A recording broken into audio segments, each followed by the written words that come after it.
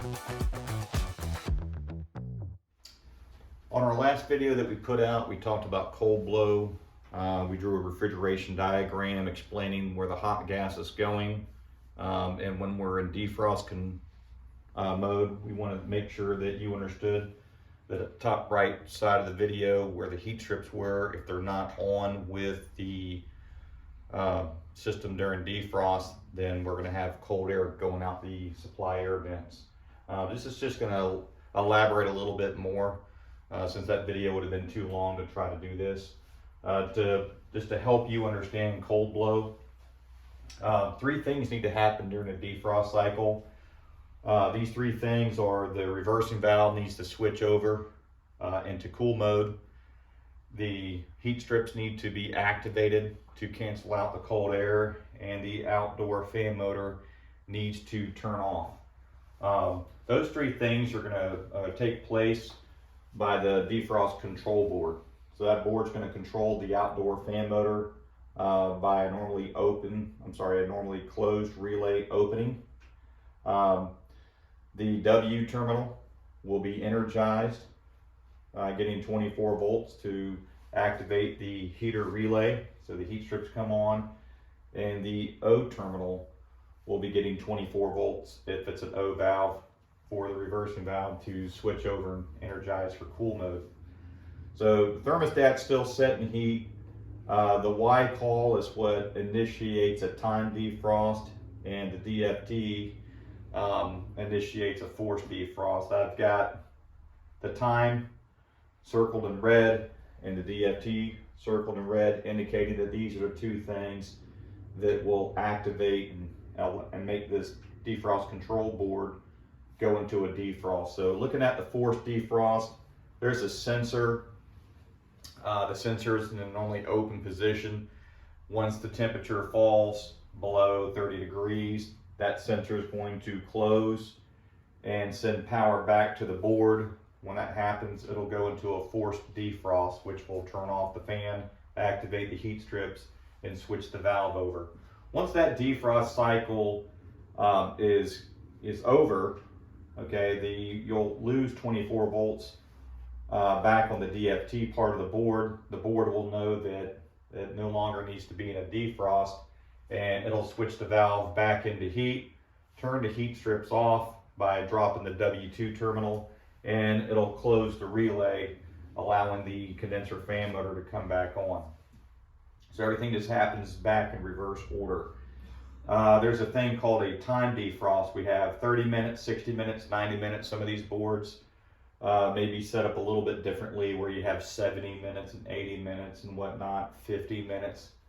General speaking, it's 30 minutes, 60 minutes, or 90 minutes. So depending on the area that you're in, if you need a defrost to happen more often, the defrost timer is there to maintain efficiency on the system. And we're going to cover more of that when we do other videos on defrost control boards. But just in a nutshell, if we waited until the forced defrost, if that sensor closes, then there's a lot of ice on that coil. The length of time that it takes for that coil to frost up can be 5 minutes of running, or it can be 30 minutes of running, or an hour of running, 2 hours of running. So what happens is we're losing the ability to transfer heat efficiently. So we want to go, we don't want to wait for a forced defrost to happen, because if we waited that long, then our run time and our efficiency's out the window basically. So we have a time defrost to help maintain that efficiency. So when the contactor is energized via all the pressure switches being closed, and the board gets a 24 volt signal on Y, then this board knows to calculate 30 minutes of runtime, or 60 minutes of runtime, or 90 minutes of runtime, whatever the pin is selected for. For cold blow purposes, in the event that this system goes into a defrost cycle,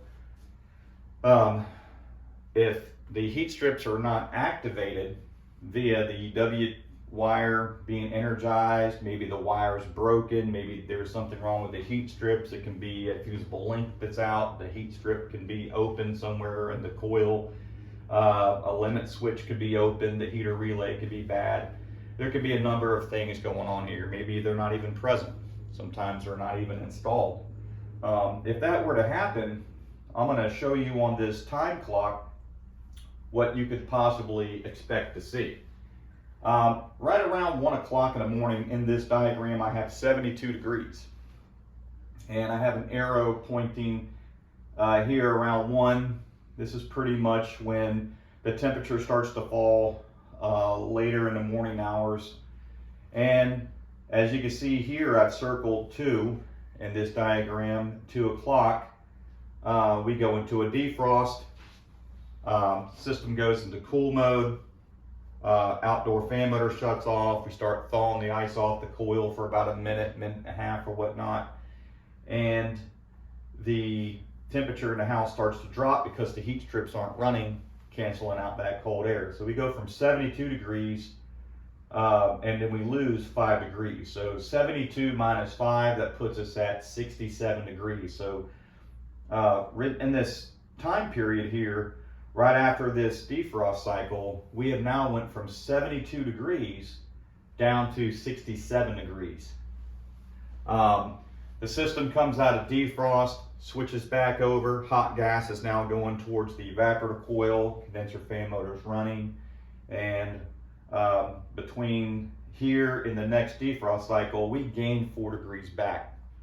This would be called the recovery. So we're recovering from that experience.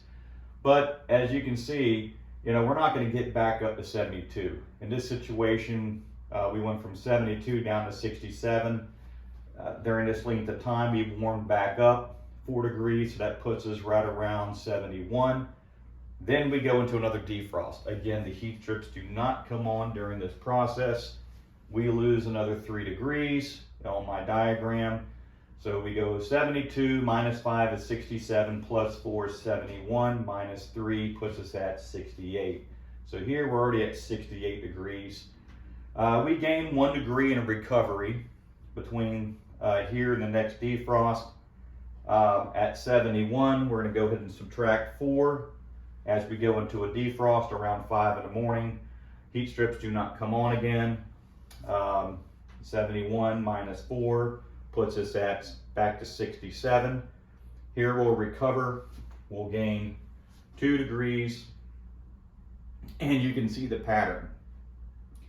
By the time we get to the early morning hours, as we're fighting between forced defrost and time defrost, we wind up getting to very cold. Customers pretty much awake and they're already making a service appointment, hopefully by 8 o'clock so they can try to get somebody to get in that day. Well, meanwhile, the system is recovering. It may not get back up to 72 where their set point was, but right around, we'll just say 10 o'clock when the technician arrives, or it could even be in the afternoon hours, that technician may just put his gauges on the unit and he may be able to demonstrate that the board goes into a defrost, the outdoor fan shuts off, the reverser valve kicks into cool mode. Hot gas floods the evaporator coil just fine. Hot gas floods the condenser coil just fine. He's seeing nothing mechanically wrong. Expansion valves, metering devices are all working properly. And he may just pack his tool bag up and say, I can't find anything wrong. There's a possibility that he could even go to the thermostat and say, I'm going to go ahead and create a high demand. And W2 from the thermostat may be activating these heat strips. So it's very important that when you're checking these defrost,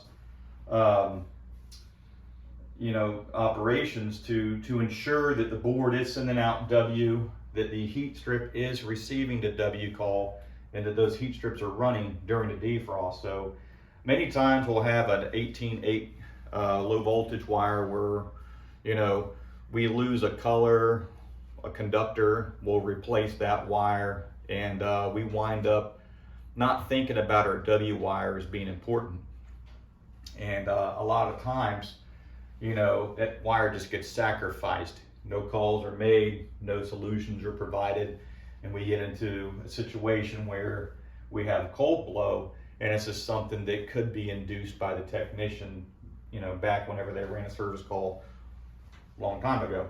So very important to not just check your heat strip operation via the thermostat, but also check the heat strip operation when you switch this into a defrost. And we'll have other videos where we talk about different defrost control boards and you know, how they operate and whether it's an O type, B type, Ring, Rudd, Weather King, Carrier, Bryant, Payne, Comfort Maker, Train, American Standard, Heel, Grand Air. It doesn't matter what it is. I can go on and on and on about companies and their sister companies and manufacturers, but they all work the same. So I know this is a Goodman defrost control board. It doesn't really matter what I have up here.